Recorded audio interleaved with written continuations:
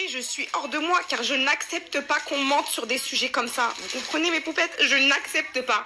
On peut mentir sur tout. Alan m'a trompé, Alan m'a frappé, Alan ceci, Alan cela. Mais mes enfants, tu mens pas sur ça. C'est un truc qui me met hors de moi. J'ai pas dormi, j'étais là en train de chercher toute la nuit un ingénieur, un truc pour avoir des preuves. Il y a rien sur ma fille, donc en train d'inquiéter la population pour rien. En train de recevoir des messages de gens qui m'insultent, qui insultent mon mari pour rien. Ok, c'est de la prévention parce que même moi j'ai eu peur. Mes enfants, plus jamais de ma vie, même si on voyait rien, mais vu que c'est moi, il faut me faire chier, bien évidemment. Je ne les mettrai plus dans le bain ou quoi que ce soit, même si on ne voyait rien du tout à part des cheveux ou un bout de bras, je ne les mettrai plus, mais il n'y a rien. Il n'y a absolument rien, car il y aurait quelque chose, vous l'aurez vu, ça me met hors de moi.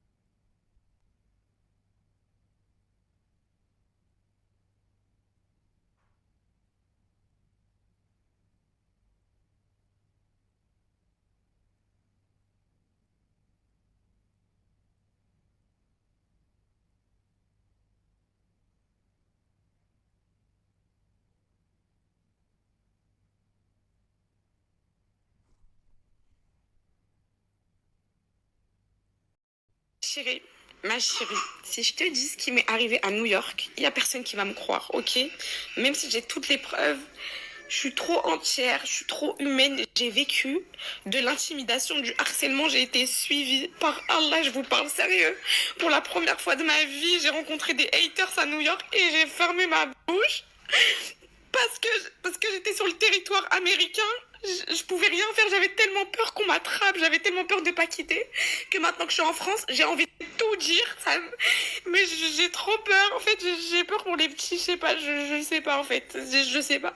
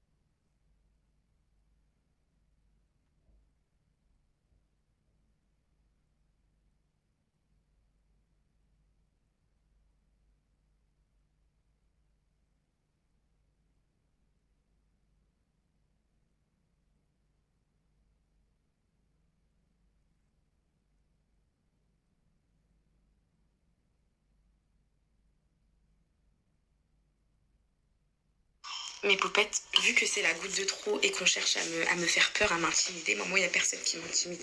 Moi, il n'y a personne qui me fait peur.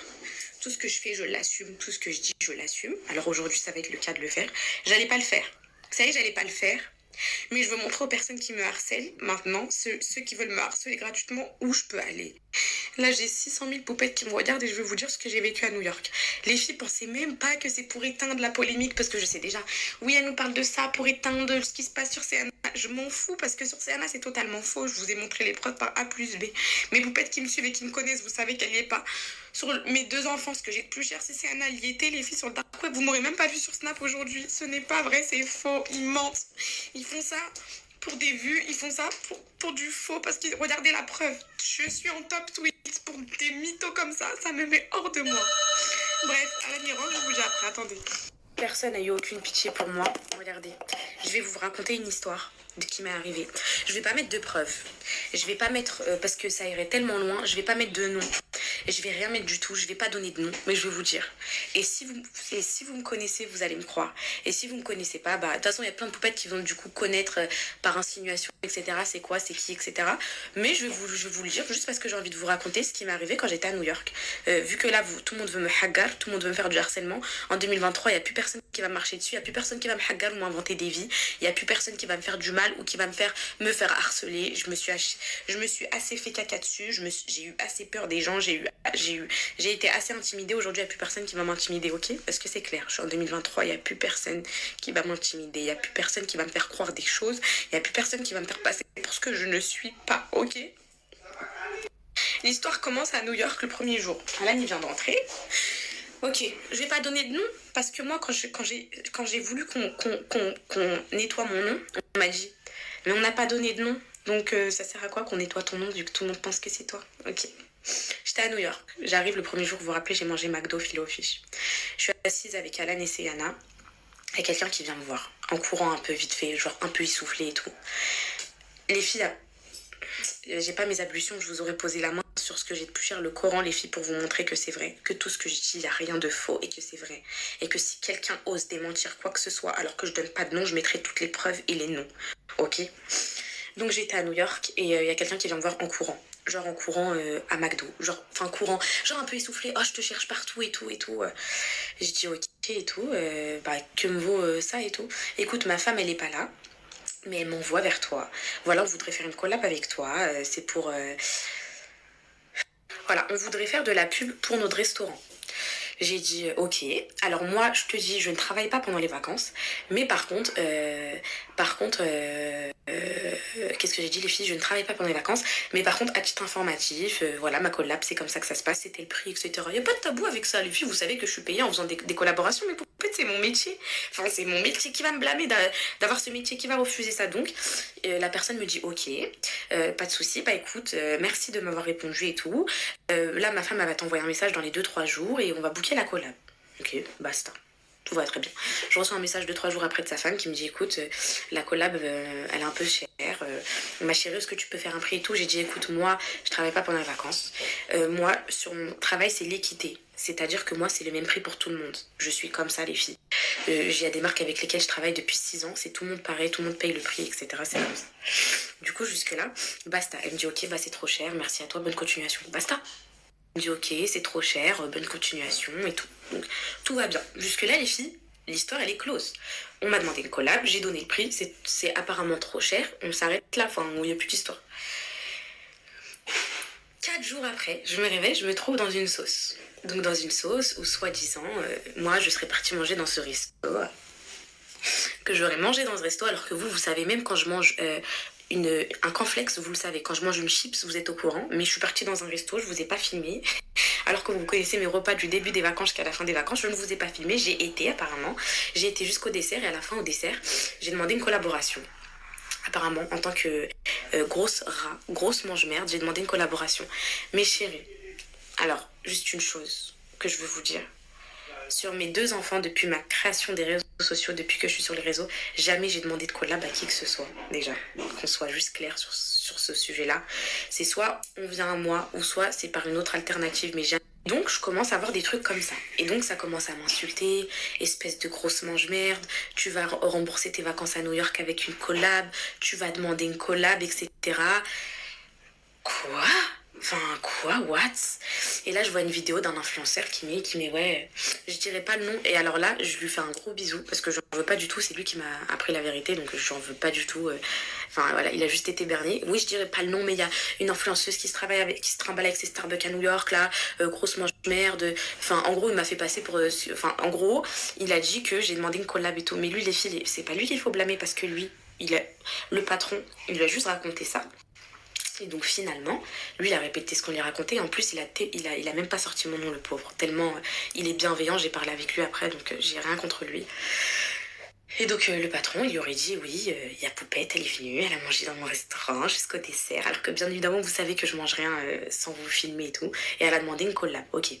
Donc moi j'appelle le patron direct, je dis oui allô, pardon et tout. Il me dit non mais pas du tout, on parle d'une influenceuse marseillaise qui est venue. J'ai dit écoute, là l'influenceur en question il donne trop de détails, ces détails semblent me correspondre, j'aime les Starbucks, je me balade en Starbucks, je suis une influenceuse, nanani. Enfin voilà, moi je suis à New York, je suis dans ce milieu, mais Poupette, dans le milieu des influenceurs qui me regardent je pense, on se connaît tous, on connaît tous à peu près comment l'un travaille, comment l'autre. C'est un milieu, mais Poupette c'est comme si vous me dites dans le milieu de la nuit, tout le monde se connaît, ou dans le milieu, je sais pas, des restaurateurs, enfin tu connais tes concurrents à peu près voisins, enfin c'est exactement la même chose, t'as des gens, vous êtes dans le même milieu, donc vous connaissez à peu près comment l'autre agit et tout. Donc moi je savais qu'à ce moment-là à New York il y avait des influenceuses et tout, mais pas qui correspondaient à la description de l'influenceur en question. Donc moi je savais qu'il me visait moi, vous savez.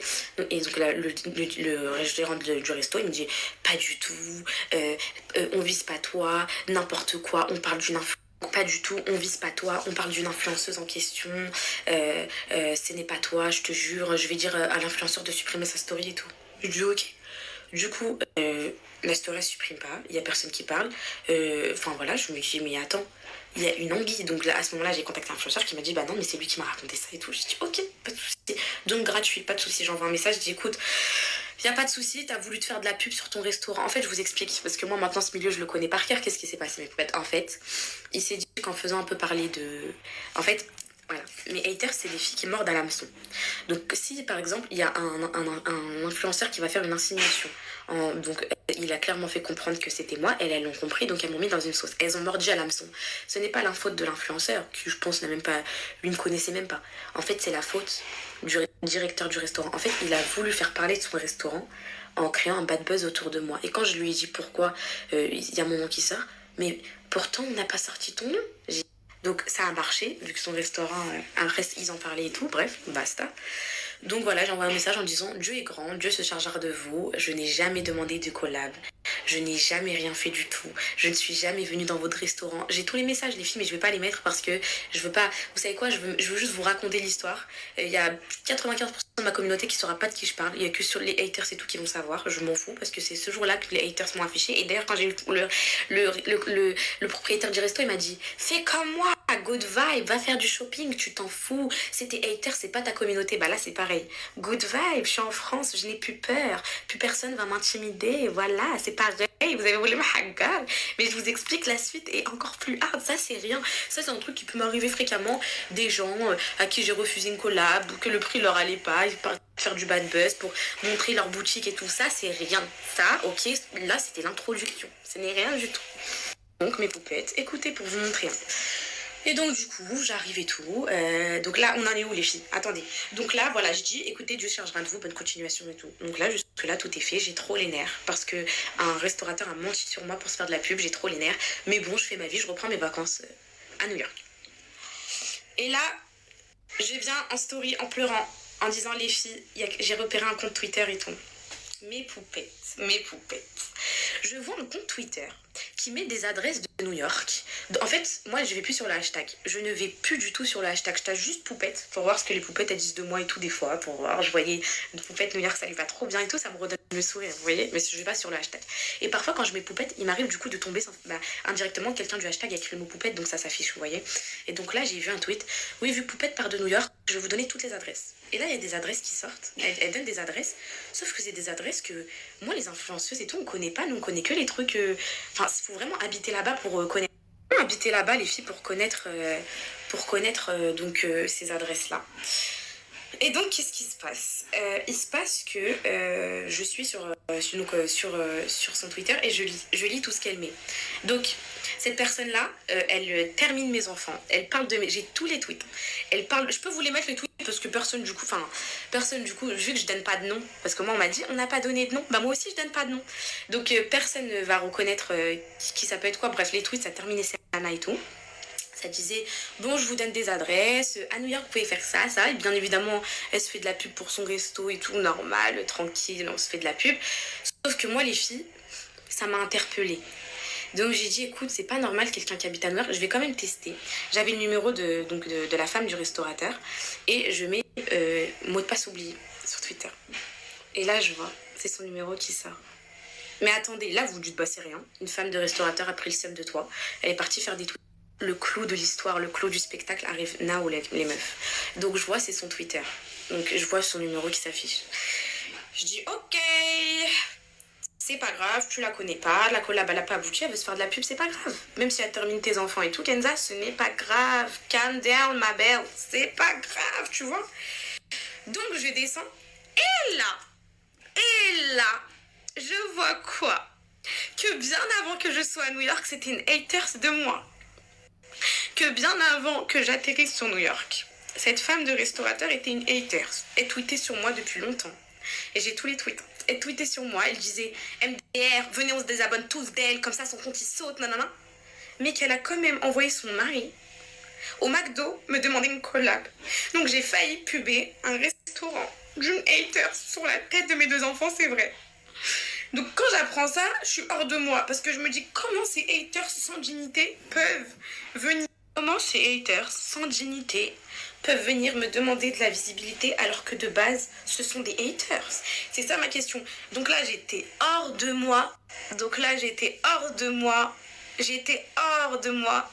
Donc je leur envoie un message. Oh là là, trop énervée les filles. Je dis bon, donc j'envoie l'enregistrement d'écran qui prouve que c'est son compte. Je mets son numéro, ça met exactly, très bien, bon numéro de téléphone. Nous vous envoyons un message tout de suite. Donc j'envoie un message, je dis alors là, t'as vu, moi, on m'en a fait des choses dans ma carrière.